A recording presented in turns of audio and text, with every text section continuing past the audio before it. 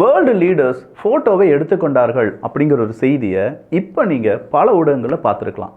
Fire அப்டேட்னு சொன்னோடனே காலையிலேருந்து வர்றதுக்கு ஃபயர் அப்டேட்டில் கண்டென்ட் எதுவுமே இல்லை. இப்போ தான் முக்கியமான கூட்டம் அப்படிங்கிறது லண்டனில் வச்சு நடந்துகிட்ருக்கு.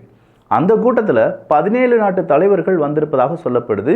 டோட்டலாக 19 தலைவர்களுடைய புகைப்படம் அப்படிங்கிறது வெளியாகி இருக்கிறது. இதில் ஜெலன்ஸ்கி அவர்களுக்கு எப்படி பாராட்டை கொடுத்துருக்காங்க, யூரோப் இதை எப்படி அவங்களுடைய கண்ணோட்டத்தில் பார்க்குறாங்க, அமெரிக்கா இதிலிருந்து எப்படி விலகி நிற்கிறார்கள், ரஷ்யாவினுடைய ஆட்டம் என்ன அப்படிங்கிறத இந்த ஒரு பதிவில் பார்க்க போகிறோம். எல்லாத்தையும் பார்த்துடலாமா?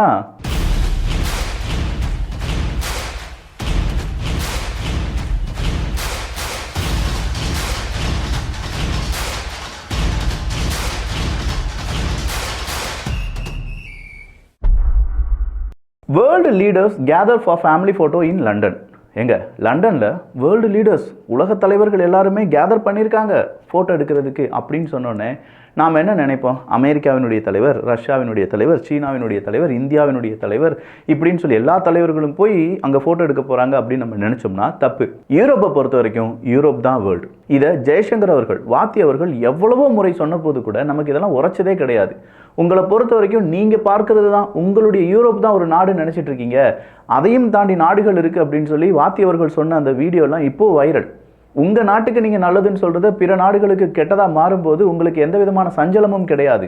உங்கள் நாட்டில் நடக்கக்கூடிய பிரச்சனை, யூரோப்பில் நடக்கக்கூடிய பிரச்சனையை வெளிநாடுகளில் பேசும்போது தேர்டு வேர்ல்டு கண்ட்ரிஸ் நம்மளை பற்றி எப்படி பேசலாம் அப்படிங்கிற விமர்சனத்தை மட்டும் நீங்கள் வைப்பீங்க. ஆனால் உண்மையிலேயே உங்கள் நாடு ரொம்ப பலவீனப்பட்டு இருக்குது அப்படின்னு சொல்லி வாத்தி அவர்கள் சொன்னது இன்றைக்கி உண்மையாக மாறிவிட்டது. ஒவ்வொரு ஹெட்டிங்கும் நீங்கள் எடுத்து பார்த்தீங்கன்னா பிபிசி, ஸ்கை நியூஸ் இப்படின்னு சொல்லி ஏகப்பட்ட ஊடகங்களை போய் மேய்ஞ்சி பார்த்துட்டேன். எங்கேயாவது ஒரு இடத்துலையாவது கொஞ்சம் நாடுகளுடைய தலைவர்கள் அப்படின்னு சொல்லி வந்திருக்கோ, இல்லை இது ஃபெயிலியர் அட்டெம்ப்ட் அப்படின்னு சொல்லி வந்துச்சுன்னா எதுவுமே கிடையாது. வேர்ல்டு லீடர்ஸ் வந்துட்டாங்க, உலக நாட்டு தலைவர்கள் எல்லாருமே வந்துட்டாங்க. வெறும் 17 தலைவர்கள், 19 தலைகள் இருக்குது, 17 தலைவர்கள் அப்படின்னு சொல்லியிருக்காங்க. இத்தனை தலைவர்கள் வந்த உடனே எல்லாரும் சேர்ந்து ஒரு முடிவை எடுக்க போகிறாங்க. வேர்ல்டு பொலிட்டிக்ஸில் ஒரு ஸ்டார்ம் அப்படின்னு சொல்லி போட்டிருக்காங்க. இதெல்லாம் விட இன்னொரு விஷயம் என்ன தெரியுமா? யூகேனுடைய பிரைம் மினிஸ்டர் ஸ்டார்மர் அவர்களை பற்றி புகழ்த்தி, வஞ்ச புகழ்ச்சியானும் தெரியல, இல்லை வேற ஏதாவது புகழ்ச்சியானும் தெரியல, அந்த அளவுக்கு புகழ்ச்சியாக பேசியிருக்காங்க. இந்த வேர்ல்டு லீடர்ஸ் அப்படின்னு சொல்கிற அந்த தலைவர்களில் NATO secretary general Mark Rutte அவர்கள் இருக்காங்க. ஸோ நாட்டோ இந்த யூரோப்பில் கடந்து ப்ளே பண்ணுது அப்படிங்கிறத நம்மளால் பார்க்க முடியுது. நெதர்லாந்தினுடைய பிரைம் மினிஸ்டர் இருக்கார், ஸ்வீடனுடைய பிரைம் மினிஸ்டர், ஜெர்மனியுடைய சான்சலர் இருக்காங்க, நார்வேனுடைய பிரைம் மினிஸ்டர், செக் ரிப்பப்ளிக்கினுடைய பிரைம் மினிஸ்டர், இட்டாலியினுடைய பிரைம் மினிஸ்டர், துருக்கியினுடைய ஃபாரின் மினிஸ்டர், ஸ்பெயினுடைய பிரைம் மினிஸ்டர், டேனிஷனுடைய prime minister, European commission president, European council president, Canadian prime minister Justin Trudeau அவர்கள், ரொமானியாவினுடைய இன்டரிம் பிரசிடென்ட், ஃபின்லாண்டினுடைய பிரசிடென்ட், பிரெஞ்சினுடைய பிரசிடென்ட் எமானுவேல் மேக்ரோன் அவர்கள், UK prime minister sir Keir Starmer அவர்கள், உக்ரைனுடைய பிரசிடென்ட் ஜெலன்ஸ்கி அவர்கள், போலந்தினுடைய பிரைம் மினிஸ்டர் டொனால்டு டஸ்க் அவர்கள். இவங்க எல்லாருமே இருக்காங்கப்பா. இந்த 19 தலைவர்களை தான் வேர்ல்டு லீடர்ஸ் அப்படின்னு சொல்லி அழைக்கிறார்கள். இங்கே ஜெலன்ஸ்கி அப்படிங்கிறவரை வச்சு அமெரிக்கா ஒரு ஷேடோ கேமை விளையாண்டுட்டு இருந்தாங்க அப்படின்னு சொல்லி நம்ம பார்த்தோம். இதை ப்ராக்சி யுத்தம் அப்படின்னு சொல்லி பலமுறை நானே விமர்சனம் பண்ணியிருக்கேன். ஆனால் இன்னைக்கு எனக்கு ஒரு உண்மை தெரியுது, உண்மையிலேயே ப்ராக்சி யுத்தத்தை நடத்தினது இந்த யூரோப் தான். உடலும் உருவமும் மட்டும்தான் உக்ரைன், ஜெலன்ஸ்கி அவர்கள். அதை இயக்கியது எல்லாமே இந்த யூரோப்பினுடைய தலைவர்கள் தான். இந்த தலைவர்கள் இப்போது காலில் சுடுதண்ணி கொட்டின மாதிரி ஐயோ அம்மான்னு சொல்லி கூப்பாடு போட்டுட்டு இருக்காங்க. என்னன்னு பார்த்தா நாட்டோலிருந்தும் ஐநா சபையிலிருந்தும் இப்போது பிரியறதுக்கான நேரம் வந்துருச்சு அப்படின்னு சொல்லி ஒருத்தர் கமெண்ட் போடுறாரு.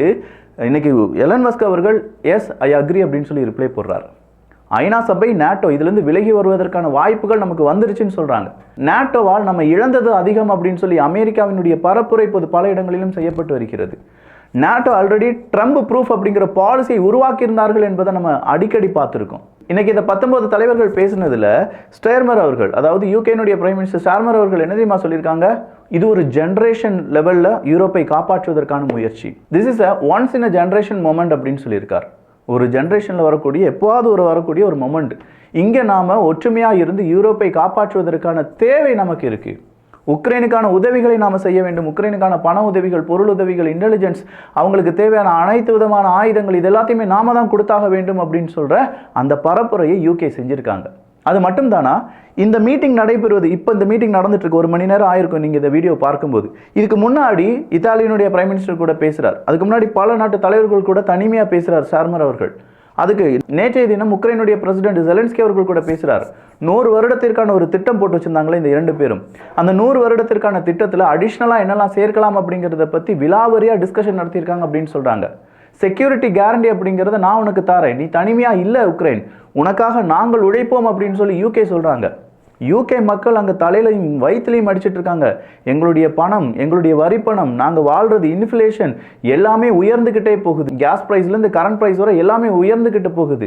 எங்களால் வாழ்க்கையை நடத்த முடியல அப்படின்னு சொல்கிறதெல்லாம் காதிலே வாங்கலை இந்த மாதிரியான அரசியல்வாதிகள், தலைவர்கள். கேட்டால் இவங்க தான் வேர்ல்டு லீடர்ஸ் அப்படின்னு சொல்கிறாங்க. உலகத்தை நாங்கள் தான்டா கண்ட்ரோல் பண்ணிட்டு இருக்கோம், அமெரிக்கா கிடையாது, அமெரிக்கா எங்களுடைய துருப்புச்சீட்டு அப்படிங்கிற மாதிரி இப்போது இவங்களுடைய பேச்சுக்களும் செய்கைகளும் மாற ஆரம்பித்து விட்டது. சரி, ஆமாம், அமெரிக்கா என்னதான் செஞ்சாங்க?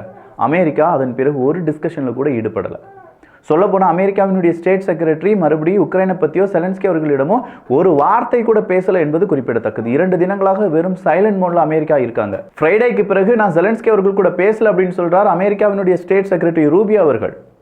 ரூபியோ அவர்கள் சொல்றாரு, எங்களுக்கும் உக்ரைனுக்கும் இடையே நடந்தது ஒரு ஆர்கியூமெண்ட் கிடையாது, அது தேவை. அந்த தேவையை உணராமல் உக்ரைன் பேசிவிட்டார்கள். இப்போது உக்ரைன் அவங்களுடைய பாதையை நோக்கி சென்றிருக்கிறார்கள். அந்த பாதைக்கும் எங்களுக்கும் என்ன சம்பந்தம் இருக்க போகுதுன்னு நீங்க நினைக்கிறீங்க? நாங்க இல்லாத ஒரு மீட்டிங்கை பத்தி நாங்க ஏன் பேசணும் நீங்க நினைக்கிறீங்க? உலக நாட்டு தலைவர்கள் அப்படின்னு சொல்லக்கூடிய அந்த தலைவர்கள் பிற நாட்டு தலைவர்களை தள்ளி வைக்கும் போது உலகம் அப்படின்னா என்ன அப்படிங்கிற கேள்வியுடன் இப்போது எல்லா மீடியாக்களும், அமெரிக்கா மீடியாக்கள் எல்லாருமே இந்த மீட்டிங்கை உன்னிப்பா கவனிச்சுட்டு இருக்காங்க. பெரிய அளவில் ஒரு பிரச்சனை வரப்போகுது. யூரோப்பை விட்டு அமெரிக்கா தனியாக வந்துட்டாங்கன்னா யூரோப் தனிமையாக எப்படி நிற்கும்? யூரோப்பில் இருக்கக்கூடிய நாடுகள் ஆல்ரெடி பெரிய அளவில் திவாலாகக்கூடிய நிலைமையில் இருக்கும்போது அவங்களால எப்படி இதை சஸ்டெயின் பண்ண முடியும்? ஒருவேளை அமெரிக்காவினுடைய டாலரை பிரிக்ஸ் கரன்சி வழியாக அழிப்போம் அப்படின்னு சொல்றதை விட யூரோ வந்து அழித்து விடுமோ அப்படிங்கிற மாதிரியான பல கேள்விகளும் இப்போது இருக்கிறது. டொனால்டு ட்ரம்ப் அவர்கள் இதை உன்னிப்பாக கவனிச்சுட்டு இருக்காரு. அதனால தான் அவர் எதுவுமே பேசாமல் இருக்கார். நடக்கட்டும், அவங்களுக்கு என்ன தேவையோ அதை செய்யட்டும் அப்படின்னு சொல்லி மட்டும் கடைசியாக 2 வார்த்தை பேசினார் டொனால்டு ட்ரம்ப் அவர்கள். அடுத்தா டொனால்டு ட்ரம்ப் அவர்கள் கிரிப்டோ கரன்சி, கிரிப்டோவில் இருக்கக்கூடிய பல விஷயங்களை கை வைக்கிறார் அப்படின்னு சொல்லும்போது ஒருவேளை ஏதோ ஒரு பாயிண்ட் அவங்களுக்கும் கிடைச்சிருக்கு அமெரிக்காவுக்கு. இந்த மாதிரியான விஷயங்கள், அதாவது இப்போ உலக நாடுகள் அப்படின்னு சொல்ற இந்த 17-19 தலைவர்கள் பேசிக்கொண்டு இருக்கும்போது உக்ரைனுக்கான பணம் அவங்க கிரிப்டோ கரன்சி வழியாக கொடுப்பதற்கான வாய்ப்புகள் இருப்பதாகவும் அதை பிளாக் பண்றதுக்கு இப்போது அமெரிக்கா தயாராகி வருவதாகவும் செய்திகள் வெளியாக இருக்கின்றன. இது மட்டும் உண்மையாக இருந்துச்சுன்னா யூரோப்புக்கு பெரிய ஆப்பு அமெரிக்காவால் இதை விட பெருசாக வைக்கவே முடியாது. அந்த அளவுக்கு பெரிய விஷயத்தை இப்போ அமெரிக்காவும் யூரோப்புக்கு எதிராக செய்யறதுக்கான வாய்ப்புகள் இருக்கு. யூரோப்பியன் யூனிஃபைடு ஆர்மி அப்படிங்கிறது உருவாக்க வேண்டும் என்பதை மேக்ரோன் அவர்கள் மறுபடியும் அழுத்தம் திருத்தமாக சொல்லும்போது மேக்ரோன் அவர்களுக்கு 2 முகம் இருப்பதை நம்மளால் பார்க்க முடியுது. இதே மேக்ரோன் அவர்கள் அமெரிக்காவில் வந்து பேச்சுவார்த்தை நடத்தின போது மச்சான் நான் அப்படிதான் மச்சான், வேற ஒன்றும் இல்லடா அப்படின்னு சொல்லி அமெரிக்கா ட்ரம்ப் கூட பேசிட்டு போனதை நம்ம பார்த்தோம். அதே மேக்ரோன் அவர்கள் நேரடியாக அங்கே போகிறாரு. இன்னைக்கு லண்டனில் போய் எப்படி தெரியுமா பேசியிருப்பாரு? அமெரிக்காவா, அவன் நம்ம விட்டு வேற ஆளுப்பா, அவனெல்லாம் நம்ம சேர்க்கவே கூடாது, ரஷ்யாவா அவனை நம்ம அழிச்சே ஆகணும் அப்படின்னு சொல்கிற அளவுக்கு இரட்டை வேடம் போடக்கூடிய ஒரு நபராக மாறி நிற்கிறார் மேக்ரோன் அவர்கள். ஸோ மேக்ரோன் அவர்களை பற்றியும் இப்போது பல அரசியல் தலைவர்களை பற்றியும் எல்லா மீடியாக்களும் பேச ஆரம்பிக்கின்றன. இது ஜஸ்ட் அ பிகினிங். இது ஒரு பிகினிங் தான். யூரோப் வெர்சஸ் அமெரிக்கா அப்படிங்கிறதும், NATO versus America, UU versus America, UN versus America அப்படிங்கிறது ஜஸ்ட் அ பிகினிங். இந்த பிகினிங்கில் ரஷ்யாவினுடைய கேம் பெரிய அளவில் பிளே ஆக போகுது. ஒருவேளை இதெல்லாம் சரியாக நடந்துச்சுன்னா ரஷ்யாவும் அமெரிக்காவும் ஒன்றிணைவார்கள், யூரோப் தனிமையாக நிற்கும். இந்த நேரத்தில் யார் ஜெயிக்க போகிறாங்க அப்படிங்கிற போட்டி, பொறாமை, உலக நாடுகள் முழுவதுமாக ஏற்படக்கூடிய அதிர்வுகள், இந்த அதிர்வுகளில் நம்ம ஆசிய நாடுகள் எந்த பக்கம் நிற்க போகிறாங்க அப்படிங்கிற கேள்வி, இது எல்லாமே நம்ம எதிர்நோக்கி காத்திருக்கக்கூடிய காலங்களாக இருக்கின்றன. வித்தின் 1 வீக்கில் நமக்கு எல்லாமே தெரிஞ்சிட போகுது. ஏன்னா எல்லாமே ரொம்ப ஸ்பீடாக நடக்குது. அமெரிக்காவிலிருந்து வந்த உக்ரைன் ஜெலன்ஸ்கி அவர்கள் நேரடியாக ஃப்ரைடே, சாட்டர்டே முடிக்கிறாரு, சண்டே இந்த மீட்டிங் முடிஞ்சிருச்சு, 17 தலைவர்கள் உள்ளே வந்துட்டாங்க, கனடாவிலேருந்துலாம் ஃப்ளைட் பிடிச்சி உள்ளே வராங்க அப்படின்னா எவ்வளோ ஸ்பீடாக மேட்டர் நடக்குதுன்னு பாருங்கள். டக்குன்னு ஒரு தினங்களில் எல்லாருமே வந்துட்டாங்க. அதுக்கான மீட்டிங் அரேஞ்ச்மெண்ட்ஸ் எல்லாமே நடத்தப்பட்டு விட்டது. மினிட்ஸ் ஆஃப் மீட்டிங்ஸ் எல்லாமே குறிக்கப்பட்டு விட்டன. எல்லா பிளானும் வெல் எஸ்டாப்ளிஷ்டாக மாறிட்டு இருக்கு. என்ன நடக்க போகுது அப்படிங்கிறதெல்லாம் தெரிந்து கொள்வதற்கு கண்டிப்பாக நீங்கள் வியூகம் சேனலை பார்த்து தான் ஆக வேண்டும். ஏன்னா அப் டு டேட்டான இன்ஃபர்மேஷன் இங்கேருந்து கிடைக்க போகுது. சும்மா தேவையில்லாமல் ஒரு வீடியோ 10 வீடியோ போடணுமே அப்படிங்கிறதுக்காக போடலை. அப்படின்னா காலையிலேருந்து எதையாவது சொல்லி ஒரு 2 வீடியோ என்னால் போட்டிருக்க முடியும். பட் இப்போ தான் நடந்துட்டுருக்கு. இது உங்கள் முன்னாடி சொல்கிறதுக்கு நான் கடமைப்பட்டிருக்கேன். நான் பார்க்குற வேலை சரியாக இருக்கா இல்லையா அப்படிங்கிறத நீங்களே உங்கள் மனசாட்சி தொட்டு கீழே சொல்லிட்டீங்கன்னா நல்லாயிருக்கும். இல்லை விக்கி நீ அப்டேட் போடு, நல்லபடி அப்டேட் போடுன்னு சொல்கிறவங்க அப்படியே சொல்லுங்கள். எப்படினாலும் ஒரு போடு விக்கி அப்படின்னு சொல்கிறவங்க நிச்சயமாக அதையும் நீங்கள் உங்கள் கருத்துக்களாக பதிவு பண்ணுங்கள். நான் அதன்படி உங்கள் ஆணைப்படி கேட்க தயாராக இருக்கிறேன். ஸோ இந்த பதிவு எப்படி இருந்துச்சு அப்படிங்கிற உங்களுடைய கருத்துக்கள் இங்கே வரவேற்கப்படுகின்றன. எல்லோரும் வியூகத்தில், தமிழ் வியூகத்தில் இணைந்திருங்கள். நிறைய பேருக்கு இப்படி ஒரு சேனல் இருக்குது அப்படிங்கிறது தெரியல. நிறைய பேர் இதை சப்ஸ்கிரைப் பண்ணாமையும் பார்த்துட்டு இருக்கீங்க. ஸோ ஒன்று உங்கள் நண்பர்களுக்கு அனுப்புங்க, நீங்களும் சப்ஸ்கிரைப் பண்ணிக்கோங்க. நன்றி, வணக்கம்.